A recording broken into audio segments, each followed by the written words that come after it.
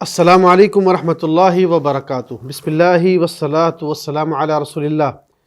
عزیزان گرامی، میں ہوں آپ کا ہوسٹ جمشید سلطان۔ افکار و نظریات کے پروگرام کے ساتھ میرے ساتھ موجود ہیں فضیلت الشیخ خالد حسین گرائے صاحب۔ ناظرین کرام، پچھلے پروگرام میں ہم نے شفاعت کے بارے میں، اس کی تعریف اور اس کے اقسام اور افکار اور نظریات میں اس کی وجہ سے پیدا ہونے والے تغیرات اور جو کردار ہے اس پہ ہم نے خصوصی سیر حاصل بحث کی تھی۔ آج ہم جو ناظرین کرام کے افکار اور نظریات میں پیدا ہونے والے سوالات شفاعت کے تعلق سے، جن میں سے ایک بہت اہم سوال کہ شفاعت اللہ تبارک و تعالیٰ کے سامنے کون کون کریں گے، اور خصوصاً جو ہمیں ہمارا ایمان ہے نبی کریم صلی اللہ علیہ وسلم کی شفاعت کے اوپر، کہ رسول اللہ صلی اللہ علیہ وسلم کی شفاعت کن کن مواقع اور کیسے کیسے حالات میں اپنی امت کو نصیب ہوگی۔ تو بلا تاخیر ہم اپنے شیخ کی طرف اس سوال کو رکھتے ہیں کہ شیخ صاحب ہمیں بتائیں کہ شفاعت اللہ تبارک و تعالیٰ کے سامنے کون کون کریں گے۔ جی شیخ صاحب۔ الحمدللہ وکفیٰ والصلاۃ والسلام علی رسول اللہ وعلی آلہ وصحبہ ومن والہ بعد۔ ہم نے جیسا کہ گزشتہ پروگرام میں بھی یہ بات کی تھی کہ شفاعت کون سی ہوگی آخرت میں، اور کون سی شفاعت ہے جسے اللہ تعالیٰ نے رد کیا ہے کہ یہ نہیں ہو سکتی۔ اب جو شفاعت ہوگی تو اس کے بارے میں ابھی آپ نے یہ اچھا سوال اٹھایا ہے۔ تو شفاعت اللہ تبارک و تعالیٰ کی طرف سے ایک اعزاز ہے جو اپنے صالحین کو، انبیاء کو عطا کریں گے۔ ان میں سب سے سہر فہرست جو ہے وہ ہمارے نبی کریم صلی اللہ علیہ وسلم کی ذات مبارکہ ہے۔ نبی کریم صلی اللہ علیہ وسلم کی جو شفاعت ہے، یہ دو طرح کی شفاعتیں ہیں۔ ایک تو وہ ہے کہ جو صرف نبی پاک صلی اللہ علیہ وسلم کے ساتھ خاص ہے، کوئی اور آپ کے ساتھ اس میں شریک نہیں ہے۔ ان میں سب سے پہلا جو ہے وہ مقام محمود جو آپ کو نصیب ہوگا،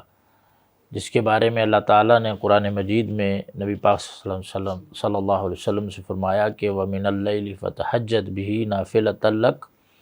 عَسَىٰ أَن يَبْعَثَكَ رَبُّكَ مَقَامًا مَحْمُودًا، کہ رات کو آپ تہجد کی نماز پڑھا کریں، یہ ایک زائد نماز ہے آپ کے لیے۔ ان قریب آپ کا رب یعنی اللہ تعالیٰ آپ کو مقام محمود پر فائز فرمائے گا۔ مقام محمود میں جو مفسرین نے وہ ترجیح دی ہے جس رائے کو، کہ اس سے مراد وہ شفاعت عظمیٰ اور شفاعت کبریٰ ہے قیامت والے دن، کہ جس دن سمجھے کہ احادیث میں آتا ہے کہ سورج جو ہے وہ 1 میل کے یا اس سے بھی زیادہ قریب آ جائے گا، اور بعض راویوں نے تو یہاں تک ذکر کیا گیا کہ اب وہ پتہ نہیں میل جو ذکر ہوا ہے حدیث میں، اس سے مراد یہ جو مسافت والا میل ہے، یا میل عربی میں جو ہے وہ جس سے سرما ڈالتے ہیں اسے بھی عربی میں میل کہا جاتا ہے، کہ اب یہ مراد ہے یا یہ مراد ہے۔ الغرض اگر مسافت والا میل بھی ہو تو اب آپ دیکھیں کہ سورج کی تپش اتنے دور رہتے ہوئے ہم برداشت نہیں کر سکتے، ٹمپریچر 40 سے کراس کرتا ہے تو لوگ تڑپنے لگتے ہیں، پھر 50 سے اوپر جائے تو وہ علاقے ہی جو ہے غیر آباد ہو جاتے ہیں گرمی کی شدت کی وجہ سے۔ تو انتہائی لوگ جو ہے وہ کرب اور تکلیف میں ہوں گے۔ 50,000 سال کا دن ہے، تو لوگوں کو اس وقت سب سے زیادہ فکر یہ ہوگی کہ ان کا حساب و کتاب شروع ہو، تاکہ ان کو انجام پتہ چلے کہ جنت میں جانا ہے جہنم میں ہے۔ اب جب اتنی شدت کو، کرب کو اور تکلیف کو محسوس کر رہے ہوں گے تو پھر وہ کہیں گے کہ اب ہم چلتے ہیں صالحین کی طرف، انبیاء کی طرف، ان سے کہتے ہیں کہ اللہ رب العالمین سے درخواست کریں، سفارش کریں کہ ہمارا حساب شروع ہو۔ تو سب سے پہلے آدم علیہ السلام کے پاس جائیں گے، ان سے کہیں گے کہ اللہ تعالیٰ نے آپ کو اپنے ہاتھوں سے بنایا، پھر آپ کو فرشتوں سے سجدہ کروایا، آپ کو جنت میں داخل کیا، تو آپ کے اتنے اعزازات ہیں، آپ ہماری رب سے سفارش کریں کہ حساب شروع ہو۔ تو آدم علیہ السلام وہ اپنے جو دانہ انہوں نے کھا لیا تھا اللہ تعالیٰ کے منع کرنے کے باوجود، اس کے باعث وہ کہیں گے کہ نہیں، میں رب کے سامنے سفارش نہیں کر سکتا۔ جاؤ نوح علیہ السلام کے پاس جاؤ، وہ پہلے رسول تھے دنیا میں، ان کے پاس لوگ جائیں گے، نوح علیہ السلام بھی جو ہے وہ انکار کر دیں گے کہ میں یہ حق اور یہ اجازت مجھے نہیں ہے اور میں نہیں سفارش کر سکتا۔ سارے انبیاء اپنے رب سے ڈر رہے ہوں گے جلال کی وجہ سے۔ جی، اور ہر نبی جو ہے ان سے دنیا میں جو کوئی عمل سرزد ہوا ہے اس کو ذکر کر کے کہیں گے کہ جیسے نوح علیہ السلام کہیں گے کہ میں نے اللہ تعالیٰ سے جو ہے اپنے بیٹے کے بارے میں بات کی تھی جو جنت کا حقدار نہیں تھا، ایمان والا میں سے نہیں تھا، عذاب سے بچانے کے لیے میں نے درخواست کی تھی، اللہ تعالیٰ نے وہ درخواست نہیں قبول فرمائی تھی۔ تو مطلب یہ ہے کہ نوح علیہ السلام یہ عذر پیش کر کے کہیں گے کہ آپ ابراہیم علیہ السلام کے پاس جائیں۔ ابراہیم علیہ السلام کے پاس آئیں گے تو ابراہیم علیہ السلام بھی انکار کر دیں گے کہ میں یہ حق مجھے نہیں ہے۔ پھر اسی طرح موسیٰ علیہ السلام کے پاس لوگ آئیں گے، وہ بھی منع کریں گے۔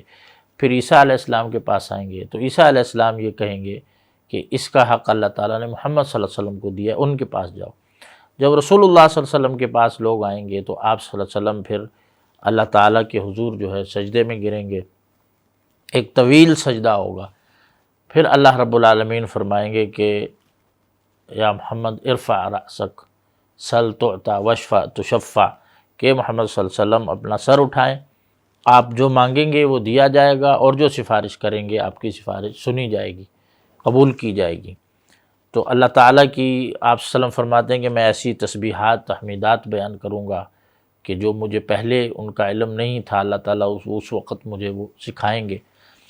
تو اللہ تعالیٰ آپ کو اجازت دیں گے تو پھر آپ صلی اللہ علیہ وسلم سفارش کریں گے، شفاعت کریں گے، تو حساب و کتاب لوگوں کا شروع ہوگا۔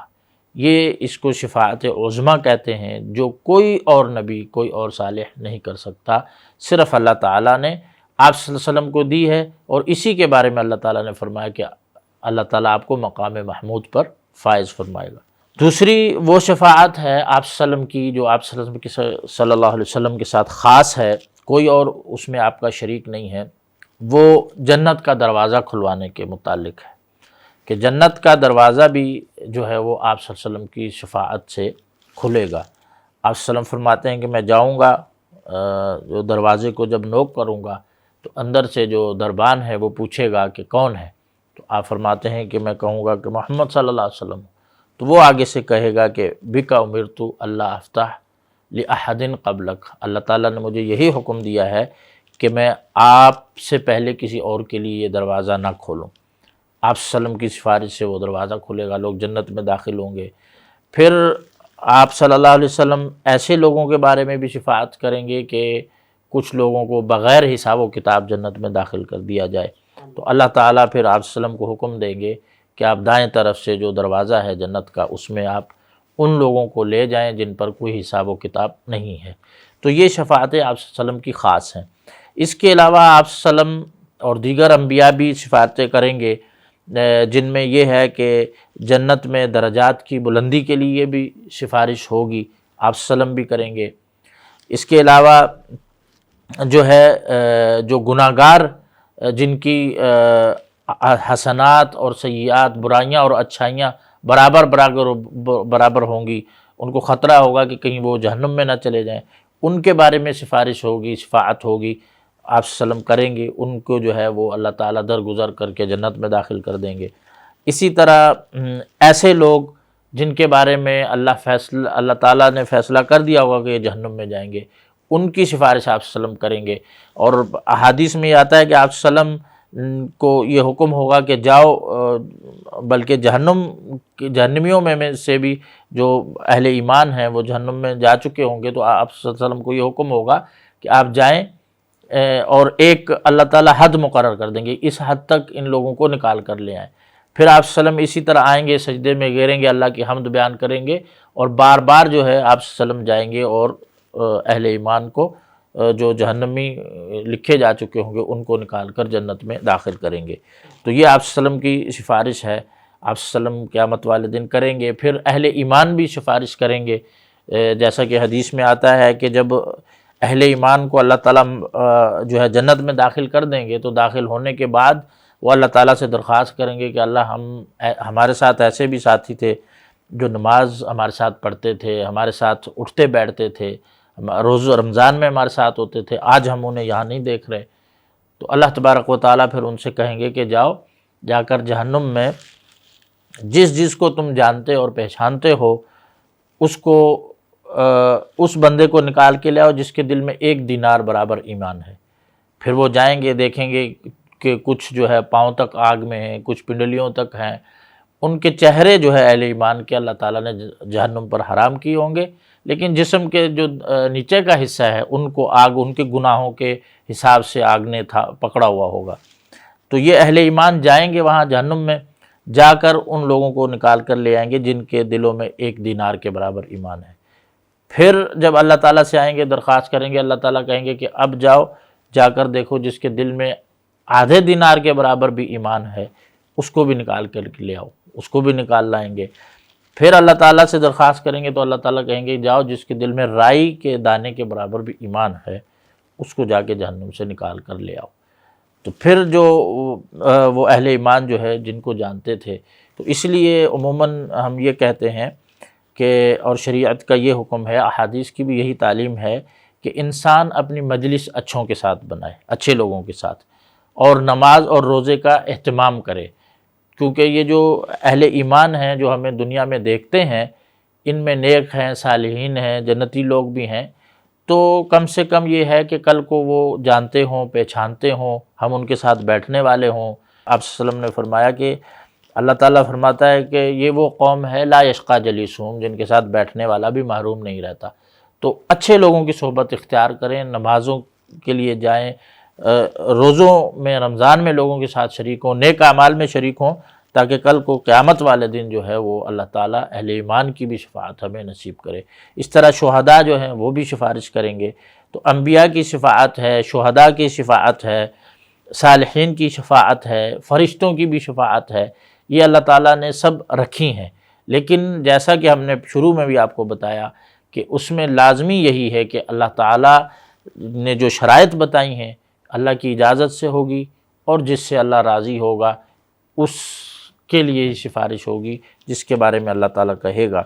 تو اللہ تعالیٰ سے ہم سب دعا کرتے ہیں کہ اللہ تعالیٰ ہم تمام اہل ایمان کو جو ہے انبیاء کی، صالحین کی اور شہداء کی سفارش نصیب فرمائے قیامت والے دن۔ شیخ صاحب، ہمارے ناظرین یہ سوالات بھی پوچھتے ہیں کہ جب مکمل اختیار اللہ تبارک و تعالیٰ کا ہے کہ جس کو چاہے اللہ بخش دے، جس کو چاہے اللہ تبارک و تعالیٰ جہنم میں ڈال دے، تو رب العالمین نے یہ شفاعت رکھنے کی، شفاعت دینے کی یا سفارش کا نظام بنانے کی کیا حکمت ہے؟ دیکھیں، یہ بھی بڑی ضروری بات ہے، اور لوگوں کے ذہن میں یہ شبہ بھی ہوتا ہے پیدا۔ کہتے ہیں کہ بھائی جب اللہ تعالیٰ کے پاس سارا اختیار ہے اور اللہ کی اجازت سے ہی سفارش ہونی ہے، شفاعت ہونی ہے، اور جس کے بارے میں اللہ چاہیں گے اسی کی ہونی ہے، تو پھر اللہ تعالیٰ نے کیوں یہ شفاعت انبیاء اور صالحین کو بھی دی اور اس کا ذکر کیا ہے؟ دیکھیں کہ اس کے 2 مقاصد ہیں، یعنی کہ صالحین کو، انبیاء کو شفاعت کی اجازت دینا، اس کے 2 مقاصد ہیں۔ سب سے پہلا اور بنیادی مقصد تو یہ ہے کہ یہ اللہ تعالیٰ کی طرف سے ان انبیاء کی، ان صالحین کی عزت افزائی ہے، کہ اللہ تعالیٰ کی طرف سے ان کی ایک تکریم ہے کہ یہ میرے اتنے قریبی بندے ہیں کہ میں ان کی بات سنتا ہوں، اور وہ جو بات کہتے ہیں مجھے، میں اس کو قبول بھی کرتا ہوں۔ ٹھیک ہے، یہ ایک آپ سمجھیں کہ جو الہ العالمین، دنیا میں آپ کہ للہ المثل الاعلیٰ، اللہ تعالیٰ کی تو بہت اعلیٰ مثال ہے۔ دنیا میں عموماً آپ نے دیکھیں کہ کسی بندے کی اگر کسی بادشاہ کے پاس بات سنی جاتی ہو تو وہ پھولے نہیں سماتا کہ میرے پاس اتنا اعزاز ہے کہ وہ بادشاہ سے میں بات کرتا ہوں تو میری بات کو ٹالتے نہیں ہیں۔ تو یہ آپ جب الہ العالمین کے سامنے لوگ حاضر ہوں گے، اولین آخرین سب موجود ہوں گے، اور وہ دیکھ رہے ہوں گے کہ بھائی اللہ تعالیٰ یہ انبیاء فلاں نبی ہیں، ان کی بات وہ جب وہ سفارش کر رہے ہیں، اللہ تعالیٰ ان کی قبول کر رہے ہیں، پھر صالحین سفارش کر رہے ہیں، پھر شہداء کر رہے ہیں، تو یہ ان کے لیے ایک بہت بڑا اعزاز ہوگا کہ اللہ نے ہمیں کتنی عزت دی ہے، اللہ نے کتنا ہمیں اکرام دیا ہے کہ ہماری اللہ تعالیٰ ہمیں یہ اجازت دے رہے ہیں کہ ہمیں تو بخش دیا، جنت میں داخل کر دیا، ہمارے گناہ مٹا دیے، اور ساتھ اللہ تعالیٰ نے یہ بھی کہہ دیا کہ جاؤ جس کو تم جانتے ہو تمہارے ساتھ نماز پڑھتا ہے، روزے رکھتا رہا، اس کو بھی تم نکال کر لے آؤ۔ تو یہ عزت افزائی اور اکرام اور تکریم ہے اللہ تعالیٰ کی طرف سے، جو رؤوس الخلائق پر تمام لوگوں کے سامنے اللہ تعالیٰ اپنے اہل ایمان کو یہ اعزاز دیں گے کہ میں ان کی سفارش جو ہے قبول کرتا ہوں۔ تو یہ سفارش کرنے والے کی عزت افزائی ہے جو اللہ نے دی ہے، اللہ محتاج نہیں ہے اس چیز کا۔ ایک بات یہ، دوسری یہ ہے کہ اللہ تعالیٰ کسی نہ کسی طریقے سے چاہتے ہیں کہ بندوں کا فائدہ ہو، یعنی کہ رحمت کا بہت بڑا پہلو ہے اللہ تعالیٰ کی طرف سے کہ اللہ تعالیٰ یہ ہے کسی نہ کسی سفارش سے، دعا سے کسی بندے کو جو ہے نا، وہ رب العالمین رحیم ہے، وہ نہیں چاہتے کہ بندہ جو ہے جہنم میں جلے اور سڑے اور تکلیف میں رہے۔ ما یفعل اللہ بعذابکم، اللہ تعالیٰ تمہیں عذاب دے کے کیا اسے ملے گا؟ تو وہ اللہ تعالیٰ نے ان بندوں کے لیے جو گناہ گار بندے ہیں لیکن ایمان اور ان کے پاس موجود ہے، شرک نہیں ہے، موحد ہیں، تو اللہ تعالیٰ ان کے ساتھ بھی ایک اللہ کی شفقت ہے، رحمت ہے کہ وہ اپنے بندوں کو کہے کہ تم جا کے ان کو جہنم سے نکال لو۔ تو یہ اللہ تعالیٰ کی جن کی شفاعت کی جا رہی ہے ان کے ساتھ رحمت شفقت ہے، اور جن کو اجازت دی ہے کہ تم شفاعت کر سکتے ہو ان کے لیے اعزاز اور اللہ کی طرف سے اکرام اور انعام ہے۔ تو اللہ تبارک و تعالیٰ جو ہے قیامت والے دن ہمیں صالحین کی، انبیاء کی، شہداء کی سفارش نصیب فرمائے، اور اللہ سے ہم یہ امید رکھیں اور دعا کریں کہ اللہ تعالیٰ ہمیں بھی وہ اکرام اور انعام عطا کرے کہ اللہ تعالیٰ ہمیں بھی جو ہے یہ توفیق دے اور اجازت دے کہ کسی کے جو بارے میں اللہ تعالیٰ کہیں کہ ان کی آپ بات یعنی کہ انہیں جہنم سے نکال سکتے ہیں، اللہ تعالیٰ ہمیں جنت میں داخل فرمائے، اور ہمارے بھائیوں کو بھی جو ہے اللہ تعالیٰ جنت الفردوس میں جگہ عطا فرمائے، انہ ولی التوفیق۔ جزاکم اللہ شیخ صاحب۔ ناظرین اکرام، اللہ تبارک و تعالیٰ کا ہم انسانوں پر جو احسان اور انعام ہے، اس میں اللہ تبارک و تعالیٰ نے ہمیں جو ایک نعمت عطا کی ہے بخشنے کی، وہ ہے سفارش اور شفاعت۔ لیکن اس میں بھی کئی لوگ ایسے افکار اور ایسے نظریات میں پڑ چکے جن کو انہوں نے اللہ تبارک و تعالیٰ کے ساتھ یا پیارے پیغمبر نبی کریم صلی اللہ علیہ وسلم کے ساتھ جوڑ دیا ہے، جس کا نہ قرآن میں ثبوت ہے اور نہ احادیث میں۔ تو لہٰذا مسلمانوں کو اور ہم سب کو یہ چاہیے کہ ہم وہ افکار اور وہ نظریات پر ہی اکتفا کریں جو اللہ تبارک و تعالیٰ نے ہمارے لیے قرآن مجید میں اور نبی کریم صلی اللہ علیہ وسلم کی سنت میں بیان کیے ہیں۔ تو اگر انسان انہی افکار اور نظریات پر قائم رہے، اسی پر اس کو موت آئے، تو اس کے لیے انشاءاللہ الرحمن آخرت میں شفاعت کا اور سفارش کا یہ نظام فائدہ مند بھی ہوگا۔ لیکن اگر انسان نے اپنے افکار اور اپنے نظریات میں وہ چیزیں ڈال دیں جن کا کوئی تعلق نہیں ہے، تو وہ آخرت میں خسارے میں رہ سکتا ہے۔ یہیں پر اتفاق کرتے ہیں، انشاءاللہ ایک نئے سوالات کے ساتھ، ایک نئے پروگرام کے ساتھ آپ کے سامنے دوبارہ حاضر ہوں گے۔ تب تک کے لیے اجازت دیجیے۔ اللہ حافظ و ناصر۔ السلام علیکم ورحمۃ اللہ۔